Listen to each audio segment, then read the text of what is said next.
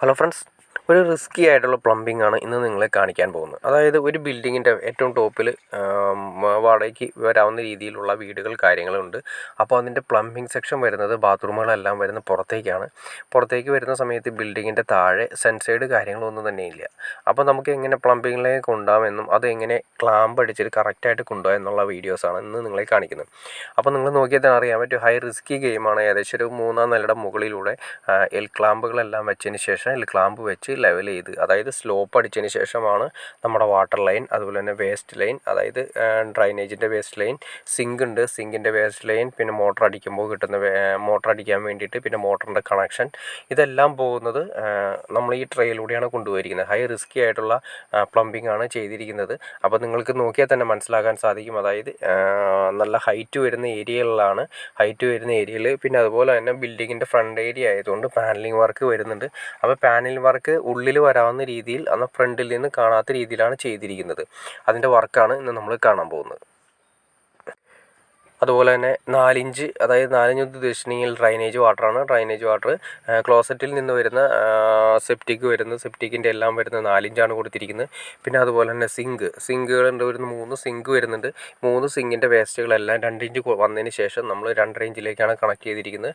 പിന്നെ അതിന് ശേഷം വരുന്നത് വാട്ടർ ലൈൻ എല്ലാം നമ്മൾ കൊടുത്തിരിക്കുന്നത് 1 ഇഞ്ച് കണക്ഷനും, പിന്നെ ഇങ്ങോട്ട് വരുന്നത് 1.5 ഇഞ്ച് കണക്ഷനും, അതിനുശേഷം അതിൽ നിന്ന് റെഡ്യൂസ് ചെയ്തിട്ടാണ് വരുന്നത്.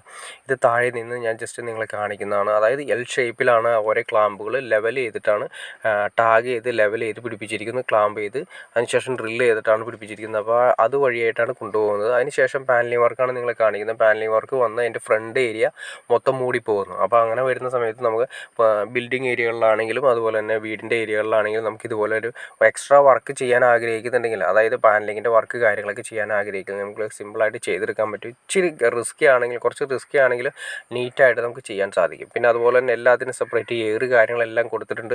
ഭാവിയിൽ മെയിൻ്റനൻസും കാര്യങ്ങളൊക്കെ വന്നു കഴിഞ്ഞാൽ തന്നെ സിമ്പിളായിട്ട് കൈകാര്യം ചെയ്യാൻ വേണ്ടിയിട്ടുള്ള രീതിയിൽ തന്നെയാണ് ചെയ്തിരിക്കുന്നത്.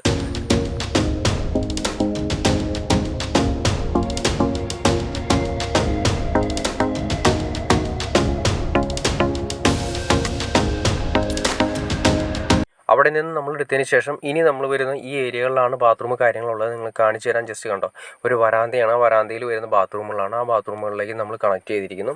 അപ്പോൾ അത് നേരെ 4 ഇഞ്ചിന് ഡ്രൈനേജ് വരുന്നുണ്ട്, 2 ഇഞ്ച് വരുന്നുണ്ട്, പിന്നെ വാട്ടർ ലൈനുകൾ വരുന്നുണ്ട്. ഇതെല്ലാം തന്നെ കണക്ട് ചെയ്തിട്ടാണ് നമ്മൾ ഈ പറഞ്ഞ കണ്ടോ, ഇതിപ്പോൾ ഒരു വരാന്തയാണ്. ഈ വരാന്തയുടെ സൈഡിലും ഫ്രണ്ട് ഏരിയകളിലുമായിട്ടാണ് ബാത്റൂമും കിച്ചണും കാര്യങ്ങളൊക്കെ വരുന്നത്. അപ്പോൾ അവിടെ നിന്ന് കൊണ്ടുവരാൻ വേണ്ടിയിട്ടാണ് ഈ രീതിയിൽ ചെയ്തിരിക്കുന്നത്. അവിടെ നിന്ന് കൊണ്ടുവരുന്നിട്ട് നേരെ സ്ലോപ്പ് അടിച്ച് ഫ്രണ്ടിലൂടെ അപ്പുറത്തെ സൈഡിലേക്ക് മാറ്റി നമ്മുടെ സെപ്റ്റിക്കിൻ്റെ കുഴികളിലേക്കും കാര്യങ്ങളിലേക്കും ഇറക്കിയിരിക്കുന്നു.